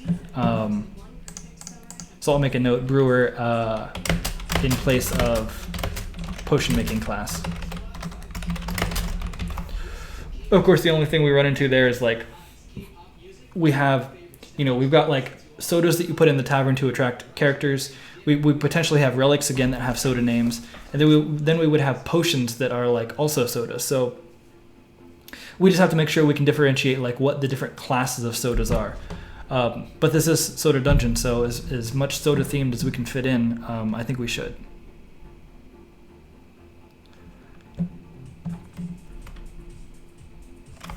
Okay, elf. Is that kind of like a druid? Is a druid an elf? Are they similar? I always think of elf and druid. I want to say druid is more, I guess a druid's more magical, and elves have bows and arrows. I don't know. I'll just make a note under druid. I'll put elf. Okay, Ferret is catching me up with Mad Hatter. Mad Hatter wears hats with auras. I've been playing too much Paragon. There's a character called Aurora. Also looks dapper. Hats are very hard to find items. Auras are very random but powerful. Okay. Let me make a note of that. And that's an interesting idea because we do have that customization system that lets you put hats on different characters. So the idea being that a certain hat would actually give him a special ability, or maybe it's random, I don't know. But where did I not put down Mad Hatter? Oh, no, because I was waiting for clarification. So I'll just put hat-based auras. Alchemist, Duelist, Ninja. I think I already have Ninja, but I will put Alchemist. Duelist sounds sort of like Assassin. Well, maybe not. I'll put it under Assassin. I mean, I guess an Assassin, in theory, is more quiet. A Duelist is maybe 1-to-1. But, regardless.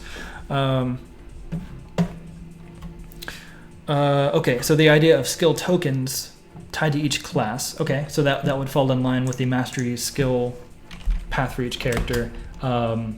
So we could have like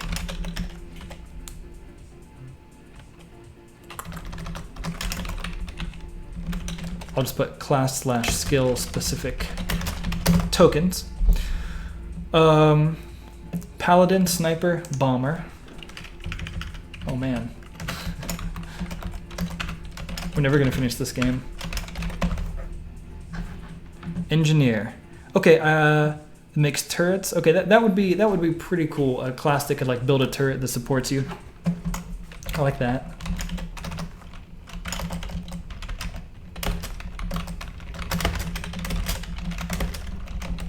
I'll just say the engineer can build support items like turrets.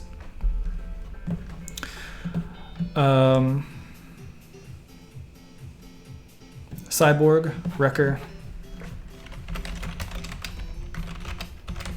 I'll put maybe like Wrecker/Berserker, because that's kind of what I think of.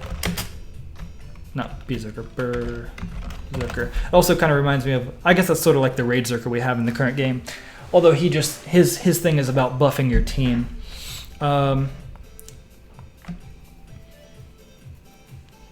Okay, instead of undead, how about a gravedigger/undertaker who would build a graveyard in your town? Okay, let me, let me write this down and then let me step back real quick. So I have undead/undertaker. Pox brings up an important point that I may not have expounded upon.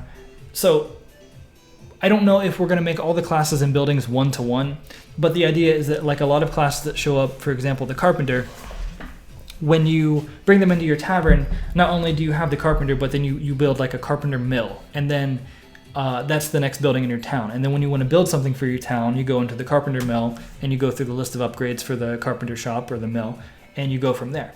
And similarly with the nurse, maybe there's like a hospital that shows up in your town, and the hospital allows you to upgrade certain things that like allow your team to heal during battle, or maybe boost certain aspects of them. So in a lot of cases, we're kind of toying with the idea of like each time a class shows up in your town, it also means you can build a building relating to that class. So in a lot of ways, that's really cool, like to have those together. But it doesn't mean that everything would be one-to-one in that matter. So like we could still have classes that show up and you hire that you don't build a building for. And on the flip side, we could have buildings that you build that don't necessarily come with a class. But if we have the option to line things up together, like for example, some sort of undead undertaker type class, we could also combine them or extend that idea into the town where you have like a graveyard or something. So, okay, wrecker, veteran. Okay, so I'm glad I explained all that because Pox just explained all that in the chat right before I saw it. But just as long as we have that cleared up. Technician. So technician and engineer sound similar. Archaeologist. Okay, I like archaeologist. That could definitely be a way of boosting item find. Merchant. Navigator. Artist.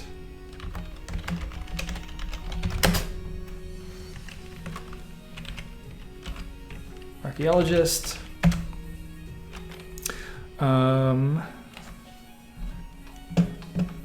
Yeah, okay, I mean, fair point about everything looking medieval. I mean, the layer of despair, it goes pretty off the rails. And I still sort of consider the layer of despair as like a special little bonus side area where kind of like anything goes. The rules are kind of broken. You know, I do feel like we should try to keep the style somewhat. I wouldn't say we have to keep everything in the same time period. I mean, I guess there's no reason why we couldn't have like a medieval sorcerer and then like a present day nurse and then like a space marine. I mean, nothing says we can't, you know. So why not? Fairy. Okay. Collector / hoarder.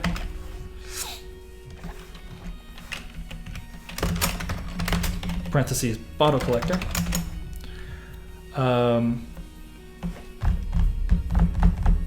Pop shaker, as in shaking soda bottles, maybe to use like bombs. Okay, that I guess I think I made a note of bomber up above, so let me just put that in parentheses. Bomber uses soda bombs. Yeah, I mean that'd be like a cute little tie-in, like Mentos or Pop Rocks mixed with soda.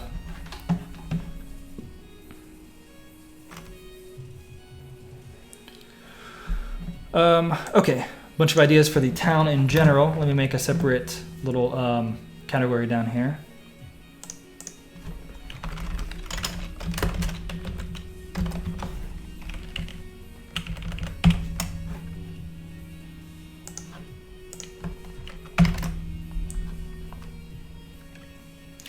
And I would say the workshop idea is basically already what the carpenter's location is, so I'll erase that, but I'll leave the others in here. So church, market, docks, prison, palace, lab, observatory, wizard tower, library. Whew, a lot of stuff. I will go ahead and toss in museum as well.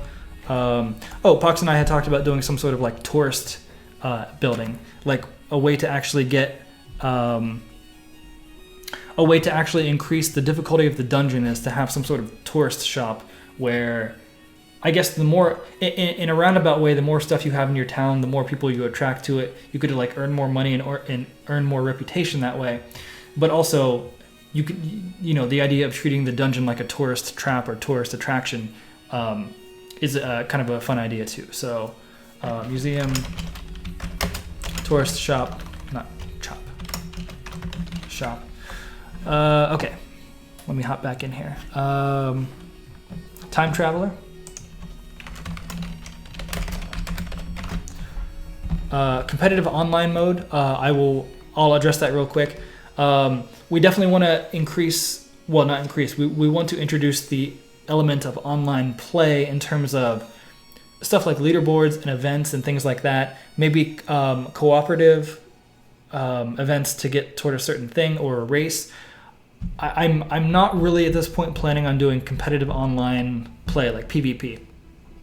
I don't think it really fits a game like Soda Dungeon unless we drastically alter the formula, because as the current game stands, Soda Dungeon is still a game about basically gearing up a party and hopping into the dungeon and seeing what you can grind for.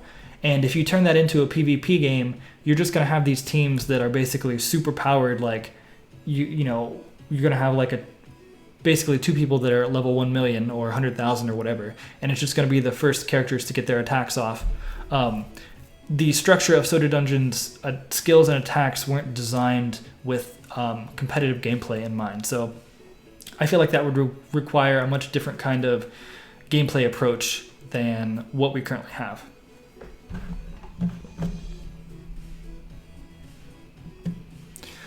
The problem with the unit building tie-in is that when you reset, you would lose buildings. Yeah, I mean, we definitely have to test that out and explore those ideas, because obviously if you lose all your buildings, that's going to suck. In the current game, you kept your tavern, and I believe most of the tavern upgrades, you just lost your sodas. So whether, we always have the ability to change that. Maybe going to new dimensions doesn't just erase your your buildings. Maybe it does. Maybe we find a way around that. I'm not sure at this point. But there's a lot of different paths we can take that on.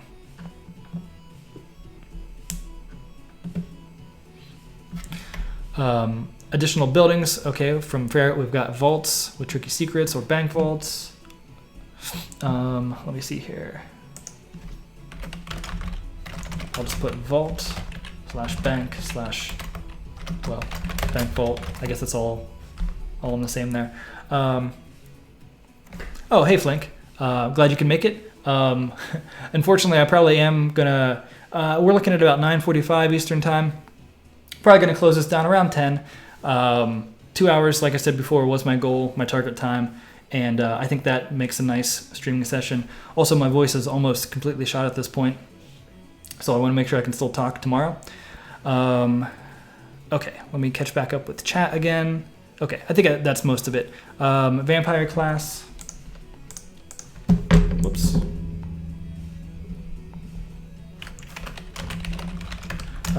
Knight/Dark Knight.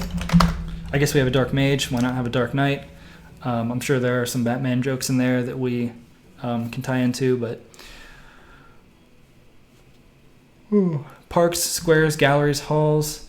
Yeah, and that's... So one thing with the town...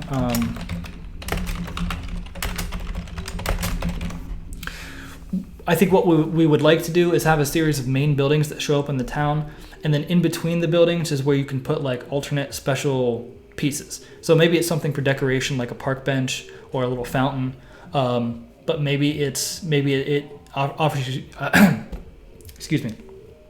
Maybe it offers you some kind of bonus. Like maybe the fountain gives you some sort of bonus to your town reputation or whatever. But just the idea that we can mix in a lot of larger buildings and smaller structures together to create sort of a customized town experience. Werewolf, mobster.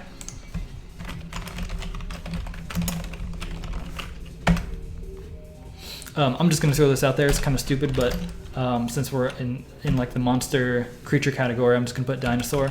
That's incredibly unrealistic, and I would never expect to see it in the game. But if we ever found a way to like rig up the character model differently to facilitate that, so it's not like a ton of work to fix the armor, I think that would be kind of fun. I think we actually talked about doing that a long time ago in the previous game, but it was just not very realistic.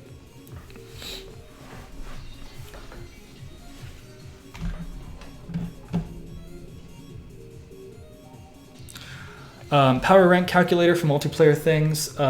Potentially, that's the kind of stuff that's like sort of secondary to my goals, where like I want to focus on building a good gameplay experience. I prefer to let the community and players sort of like min-max the game and figure out stuff and make the calculators. Like if I feel like if I make the calculators, it's kind of like cheapening the experience. But if we were to do a multiplayer mode, something like that might be necessary. So, okay, the shady alley. Yeah, like I could see the thief being in the alley. I'll make a note of that here. Actually, I'll put that right next to the thief class.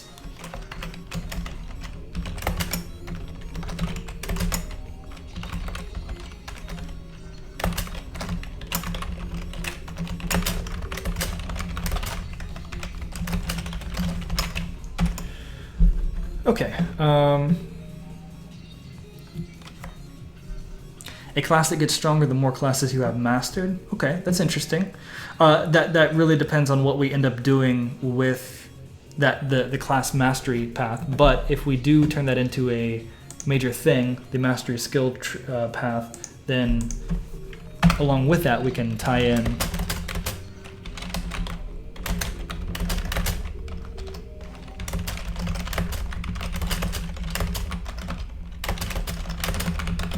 So I guess in a roundabout way, this is sort of like the shifter. Not that the shifter uses, not that this class would use their abilities per se, but it is the idea that you like level up your other classes to make this one more powerful. A costumer class, okay. So that could be like, so I'll put costumer slash, what do I want to say? Like what's I can't think of the name of the profession of someone who like creates clothes. Oh my god. Am I gonna have to look up the dictionary? Like, am I gonna have to do a Google search for who, like where do you, like if you, a tailor, yes, tailor, thank you. Totally blanked on that. I'm like, where do you take your clothes if they have a hole? I don't know. Take them to the clothes store, I guess. So yeah, dear God, the costumer slash tailor, mayor. Okay, I mean a mayor would be very fitting since we are going with the whole idea of building up a town. I don't know what the mayor class would be, but you know, a lot of these classes are open for interpretation.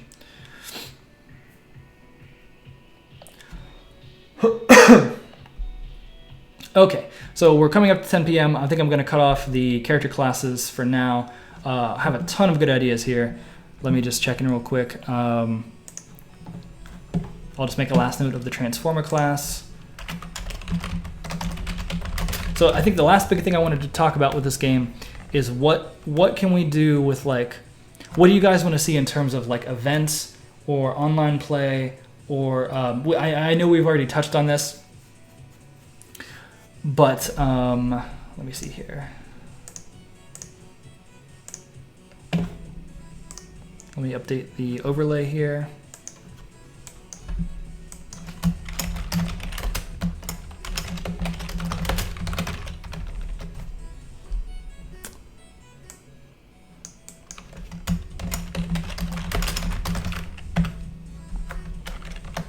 Okay, community events. So this category was more along the idea of, now I don't really want to, I think Soda Dungeon has always done a good job of differentiating itself from other mobile games and just in the way it's presented. And so I don't want to go full on mobile, but I definitely want to have the kind of system where maybe once a month, like a special boss appears, right? And you have that thing where it's like, instead of going into the main dungeon, you can pop into the special boss dungeon. You can maybe get some like special items. Or maybe you see how far you can get for a certain period. It could be a weekend, it could be a week, it could be a month.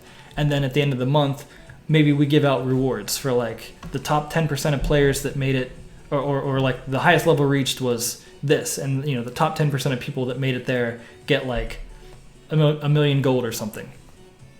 Something like that I think is a lot of fun, but that's also tough for us to maintain because in addition to normal work on the game, every month or every 2 months or every however often, we got to be thinking like, okay, what's the next event coming up? Like, who is this next boss? What is this? What is that? So stuff like that. So the idea of co-op where you and your friends choose a class and go into the dungeon, that's probably, I don't know if we will do that, but that's the closest I would imagine we would get to true online play.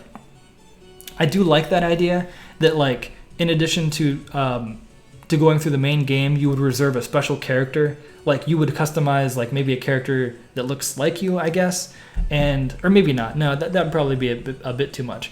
But you would take your like favorite class and you would equip them with a certain number of items, and then you would like donate that character to a guild. And like maybe you would join this guild and you just collectively you all contribute toward this pot of damage and loot. And after a certain amount of time, you check in and you get special rewards. So would definitely like to do that. That's could be a huge undertaking though, so I don't want to make any promises just yet. Will there be a house to customize? Potentially. I would like to do that. Sort of like a special house, like a mansion that you, your character, or you, the player, owns in town. What you would put in it, I'm not exactly sure. Let me just make a note of that.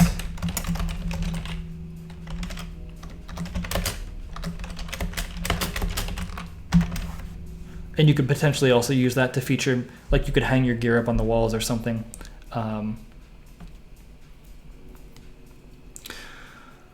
Okay, branching dungeon. I would definitely like branching dungeon is what we started to do with the whole. Actually, just a sec.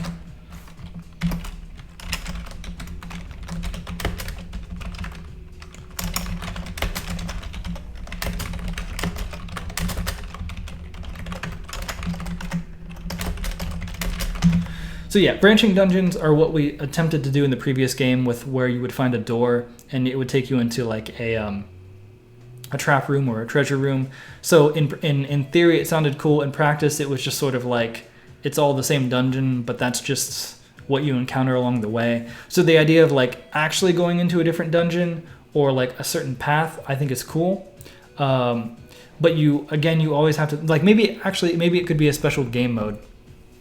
It could be an entirely different mode, or it could be, like we're talking about, it could be a special event where it actually turns the game into like a not turn-based, but as you go through the dungeon, it's almost like a roguelike type of game where you could see like a grid of dungeon rooms to go into and you could explore them one by one, potentially. I do like that idea though.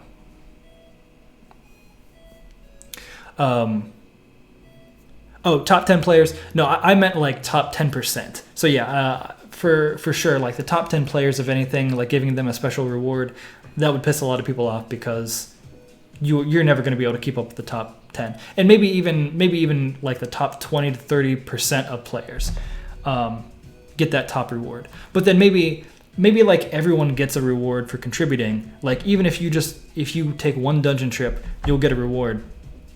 But if you make it into the top 60%, you get like an extra item. Top 30%, stuff like that.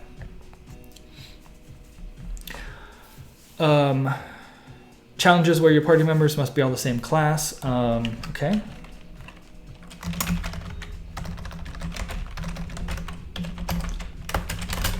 That could also be factored into like a daily challenge or a daily mission.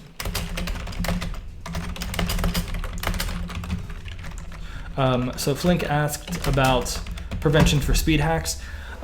Since we're moving into Unity, we have more plugins at our disposal, and I want to try and make use of there is a plugin called, I want to say it's like anti-cheat software or the cheat prevention software, something like that. Nothing is ever perfect in a game like Soda Dungeon or any game. You can pretty much never stop people from memory edits. Like if someone can target your game and find a spot in memory where like the gold is stored or something like that, that's really hard to prevent. You can always start getting into tricky territory where you duplicate the values and you make them mirror each other. But that is more resource intensive and can be really hard to keep track of while you make the game yourself. But I would like, and this is a solution I have not explored very much yet.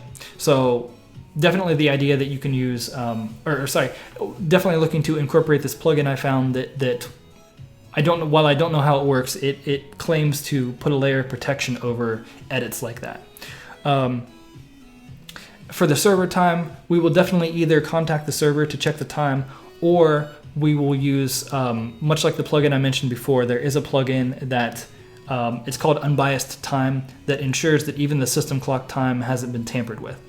I want to be really careful with that though, because I know a lot of people enjoy playing Soda Dungeon offline. So I don't want to make the kind of game where if you are unable to connect to the internet, that it punishes you where you can't participate. Like maybe we would have to lock certain features of the game that are time sensitive. But you know, I know a lot of mobile games are online only and they verify everything on the server. But if you're out of service, if you're on an airplane, if you're taking a trip, I know a lot of players just want to load up Soda Dungeon and you know, go and do a trip.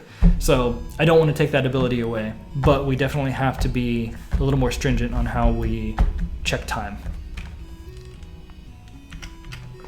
Okay, challenges where the game picks everything for you, or like maybe they pick a certain. Well, it could be a challenge where it's like you have to use one soda junkie, one thief, and one this. You can choose the gear, but we choose the classes. I'll make a note of that.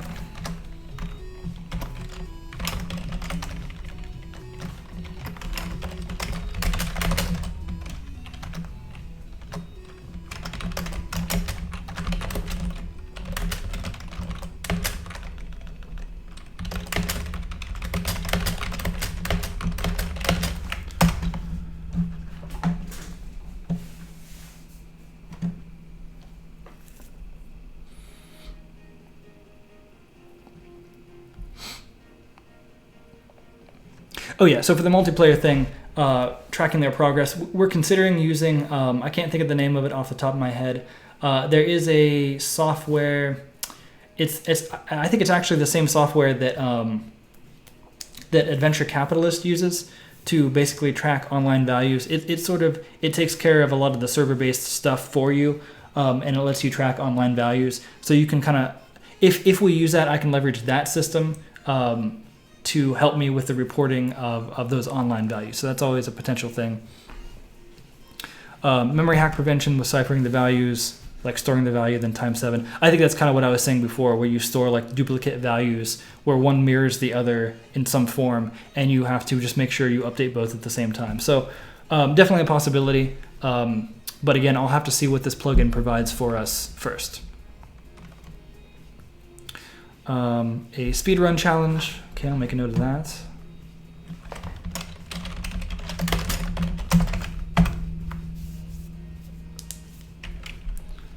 And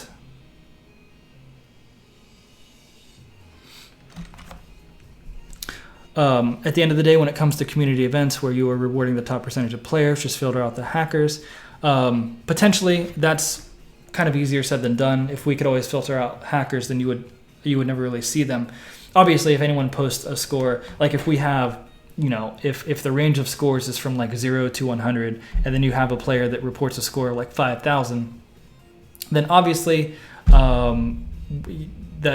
means they hacked the game. But if a hacker's smart enough, they will just, obvious cheats.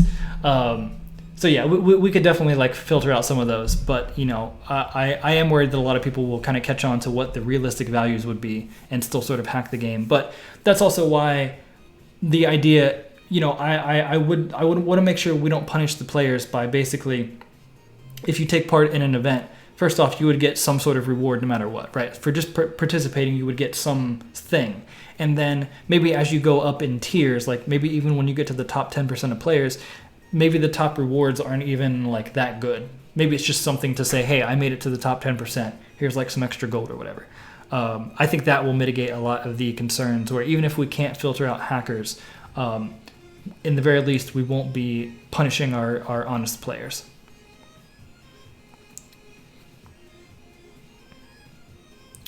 Okay, additional ideas, online trading. I don't know if we'll do item trading or not. That's kind of that's another complicated thing to hash out. I will make a note of it. Dragon Tower mentioned. Oh, I see Dragon Tower. If by like, what exactly do you mean by Dragon Tower? Like a boss rush mode, or I guess I don't really know what Dragon Tower means.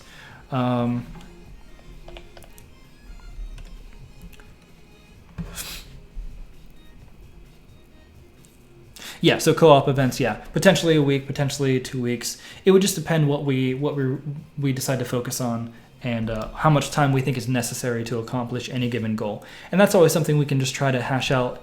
Maybe if it would be nice to do an open beta at some point where we could really get a feel for that kind of stuff.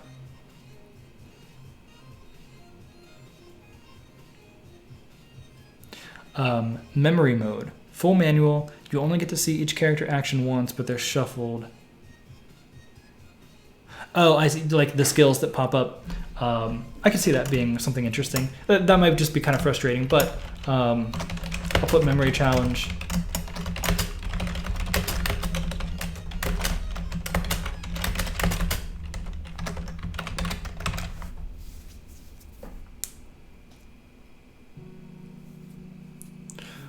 League ranking to set players having close forward progress total item value in the same group.